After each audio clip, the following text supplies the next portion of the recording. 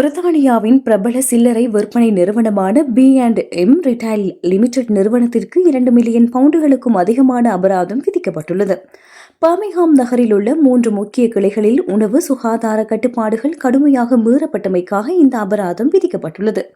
பொதுமக்களின் முறைப்பாடுகளை தொடர்ந்து மேற்கொள்ளப்பட்ட சோதனைகளில் அதிர்ச்சியூட்டும் பல தகவல்கள் வெளியாகியுள்ளன.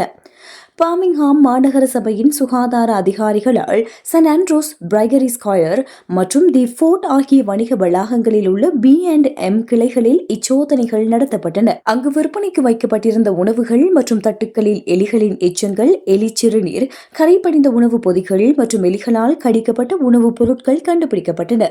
அது மட்டுமன்றி தி ஃபோர்ட் கிளையில் சிறுவர்களின் பொம்மைகளுக்கு அருகிலும் எலி எச்சங்கள் காணப்பட்டதாக அதிகாரிகள் தெரிவித்துள்ளனர். இதனால் மனித உயிருக்கு ஆபத்து விளைவிக்கும் சுகாதாரமின்மையை கருத்தில் கொண்டு 3 கடைகளும் உடனடியாக பூட்டப்பட்டன. இக்குற்றச்சாட்டுக்களை B&M நிறுவனம் பர்மிங்ஹாம் நீதவான் நீதிமன்றத்தில் ஒப்புக்கொண்டதை தொடர்ந்து நீதிமன்றம் தண்டனையை வழங்கியுள்ளது. நிறுவனத்திற்கு 2 மில்லியன் பவுண்டுகள் அபராதமும், வழக்கு செலவாக 18,104 பவுண்டுகளும், பாதிக்கப்பட்டோர் நிதியத்திற்கு 2,000 பவுண்டுகளும் சேர்த்து அனைத்து தொகையையும் 28 நாட்களுக்குள் செலுத்துமாறு நீதிமன்றம் உத்தரவிட்டுள்ளது.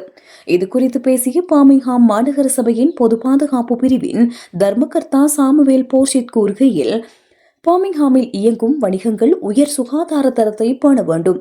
மக்களின் சுகாதாரமும் பாதுகாப்பும் தான் எமக்கு முதன்மையானது. இந்த கடைகளில் காணப்பட்ட நிலையை ஒருபோதும் ஏற்றுக்கொள்ள முடியாது என கூறியுள்ளார்.